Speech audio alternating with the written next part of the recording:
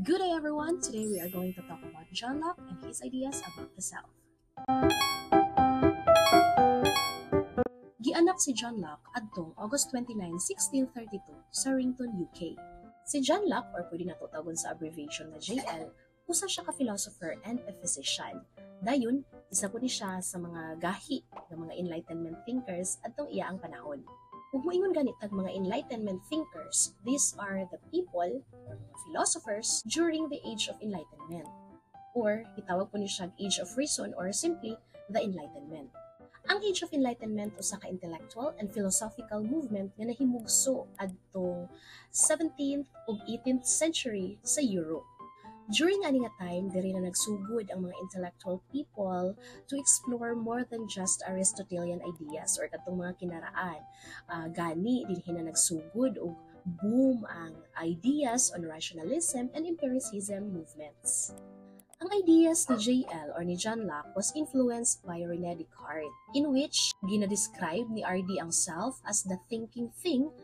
It's just that, kang J.L. lang, ang iya ang gi-include ang idea of memory or the concept of memories ana nga thinking thing.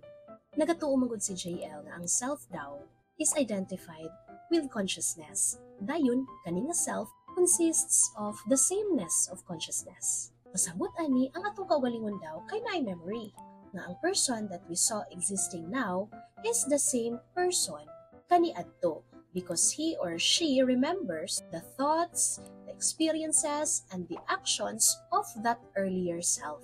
Para ni JL, ang memory daw nato provides us a series or mga succeeding experiences. Bisan pa, og year by year, we are getting older and older, ma-identify lang gihapon nato that we are that same person over time. Mao ni gitawag nato og theory of personal identity, which allows John Locke to justify a defense of accountability.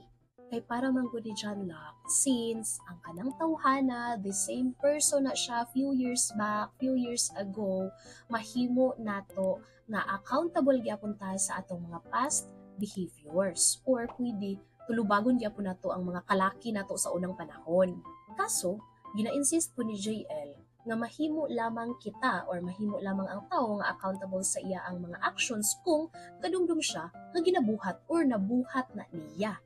Nagtuo magud si JL nga kung mupanish daw kuno tao isa ka tawo tungod sa butang nga iya ang gibuhat pero siya mismo dili siya kadumdum, walay bili or kumaga dili count ang imo ang punish sa iya kay good as inosente siya kay in the first place siya mismo dili siya kadumdum nga ning commit siya ana nga act or behavior. You cannot punish a person who is not guilty.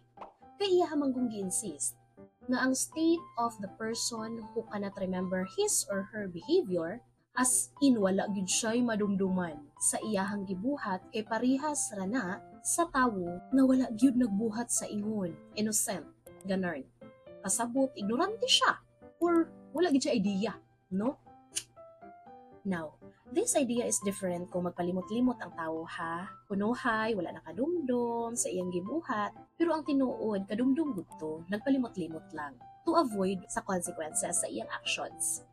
Para ni John Locke, human mind at birth daw is a tabula rasa or a blank slate. Meaning, pag anak nato aning kalibutan na wala jud tay knowledge pertaining to everything.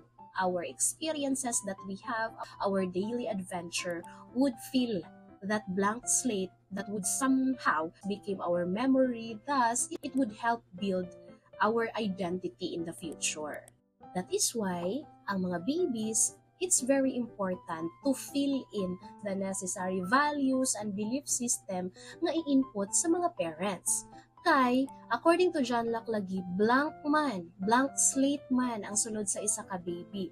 That is why very crucial kaayo ang role sa mga parents on how to raise a certain individual. If ikaw ang klase sa ginikanan that you wish to create a kanang anak nga responsable, buutan, tarong, dili problema sa katilingban, ikaw mismo ginikanan, dapat role model ka sa imong mga anak. Nganuman, kay sunon man to sa imong anak kung unsa imong behavior. Meaning, kung unsay makita nato, possible atuan ng kopyahon or atuan ng sundot. So for the younger generations, we have a very strong advocacy to be very careful on inflicting information, in showing manners, belief system, kay kita jud ang molder sa kung unsa mamahimo ang atong mga anak in the future. So if you wish to have a son or a daughter who is responsible, ikaw mismo dapat responsable ka. Dili pwede na mo ingon kanak, dapat inani ka ha, dapat magtarong ka ha, dapat ikaw ko anak ha, dayon makita sa bata na dili inana imo ang aksyon, ikaw gani kanang nagpabuyagay ka, ikaw gani kay naansa ni badlungon gani ka. So dako ang tsansa nga si baby or ang kid i-follow gyud niya unsay makita niya nga kanang mga magulang sa iya gyud ang sundugon. That's why raising a child is very crucial. Mao bitaw na nga kung kabantay mo ang atuang batasan as a person, kay naay mo ingon nga liwat jud ka ni kuan, liwat jud ka ni ani, kay pareho ta, most probably pareho ta og batasan sa tawo nga nagpadako sa atoa, kay makopya man nato kung unsa ang ilaang behaviors, mannerisms and belief systems. Okay? So, I guess that's it. Mo agree ba mo sa idea ni John Locke on tabula rasa? You may comment down below. And that's the short, not so short, virtual discussion on John Locke and his ideas about the self. Don't forget to click the subscribe button and hit the notification bell for more videos like this. So, thank you so much for watching. Sunod na pod, ang Pink Kanunay. Bye-bye!